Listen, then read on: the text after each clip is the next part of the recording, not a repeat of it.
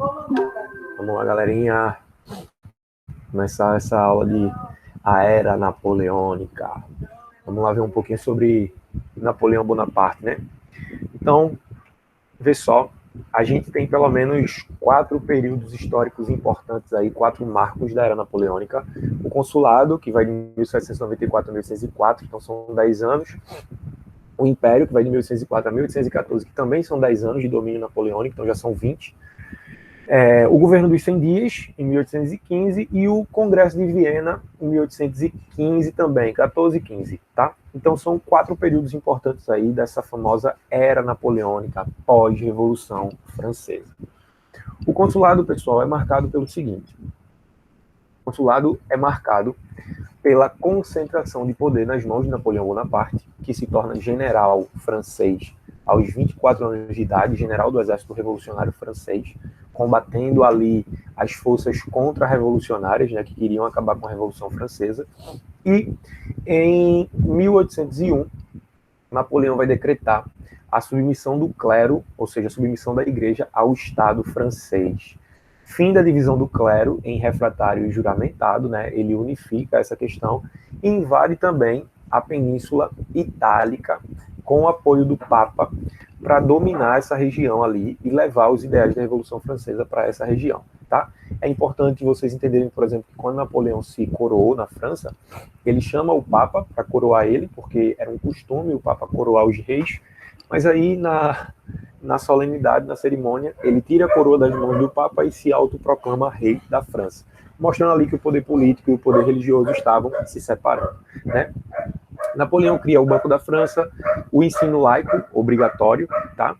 Cria também o franco, beleza? Que é a moeda francesa, estimula a manufatura e a produção agrícola, tá? Ou seja, estimula a indústria na França. Estimulou bastante a indústria e a produção agrícola na França. E recupera, de certa forma, a economia um pouco francesa que estava abalada no pós-revolução, né? Tanto no pré-revolução quanto no pós-revolução. Isso faz com que a popularidade de Napoleão aumente bastante, tá? Em 1804 ele cria o Código Civil, né, que é um código chamado Código Napoleônico, estabelecendo os ideais revolucionários com uma ordem burguesa, defendendo a propriedade privada e o casamento civil. Ou seja, a igreja não tinha mais o poder sobre os casamentos, né? Os civis poderiam se casar e o Estado teria esse controle. E aí é o seguinte, Napoleão Bonaparte ele vai, através de um plebiscito, através de organização de uma eleição com a população francesa, né? Ele vai estabelecer não somente o controle militar da França, como o controle político. Ele é proclamado pela vontade geral das pessoas que podiam votar, mulheres, por exemplo, não podiam votar, imperador da França, tá? Dominando também regiões como a Bélgica, Holanda e parte da Península Itálica, beleza? Era um grande conquistador.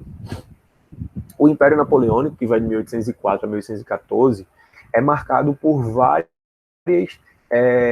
vários momentos de expansão do Império para algumas regiões. Na Europa continental, ele vai conseguir, de certa forma, dominar regiões da Prússia, dominar regiões da Itália, da Holanda, da Bélgica, como a gente viu, mas tem 2 regiões principais que Napoleão não consegue conquistar: Rússia e Inglaterra, tá?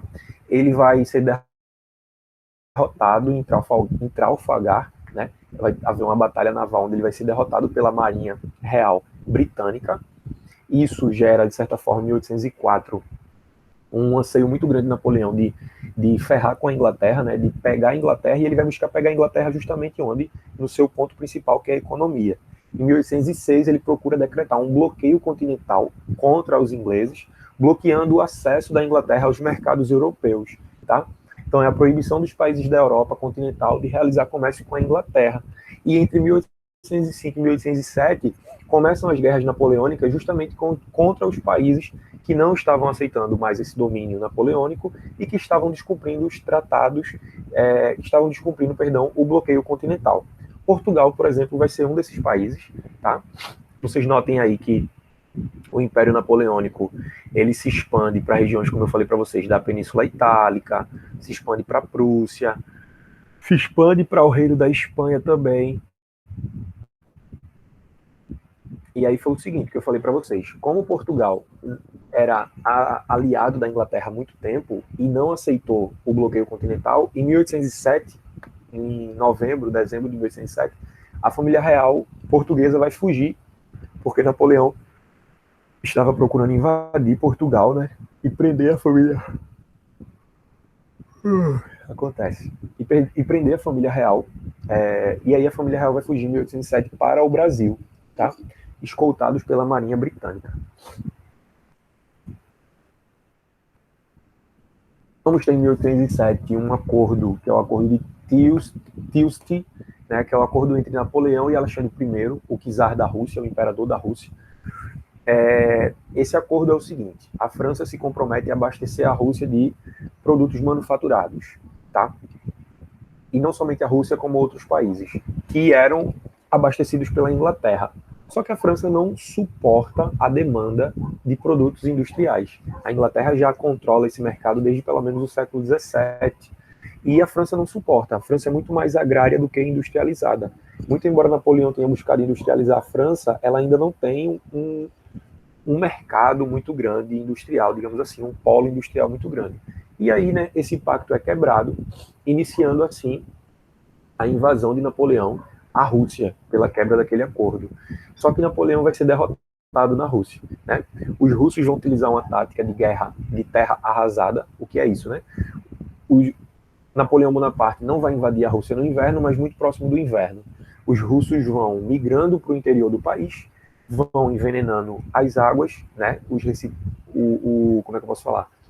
Vão esvaziando os recipientes, vão esvaziando os rios, vão envenenando os rios e vão matando os animais e envenenando também as plantações, queimando as plantações. Isso faz com que o exército francês fique sem recursos, sem alimento. E no inverno faz com que o exército francês tenha que recuar, né? A gente costuma falar que o famoso general Winter, ou o general Inverno, venceu Napoleão e vencerá Hitler posteriormente.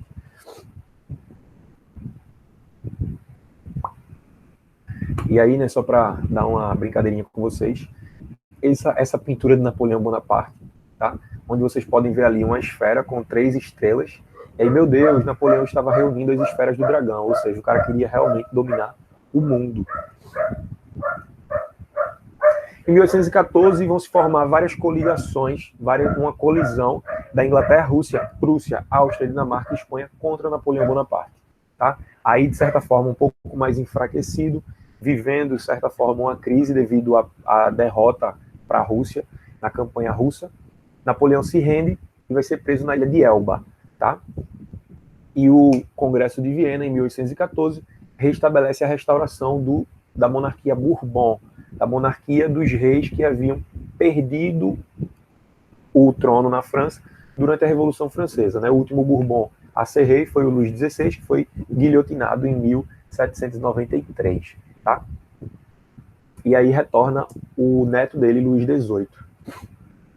Em 1815, nós vamos ter a fuga de Napoleão da ilha de Elba, tá? E aí ele vai receber o apoio de alguns descontentes com o governo de Luís XVIII. Ele tenta reconquistar o território, mas vai ser derrotado. Consegue simplesmente governar a França, governar entre aspas, né, em 100 dias, porém vai ser preso novamente na costa da África, na ilha de Santa Helena, onde ele viria a falecer, tá? Onde ele veio a morrer.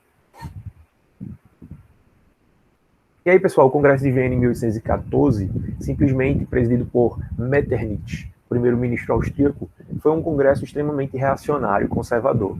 Defendia os princípios, por exemplo, do retorno das antigas dinastias aos tronos anteriores ao período de guerra napoleônico, a redivisão novamente territorial da Europa, né, que o território que foi conquistado por Napoleão e anexado ao Império Francês fosse devolvido aos seus países de origem, tá, a fim de equilibrar ali essa questão territorial, e também impedir que um novo aventureiro tomasse o controle da Europa continental. Né? Eles acreditavam que Napoleão era um megalomaníaco louco pelo poder.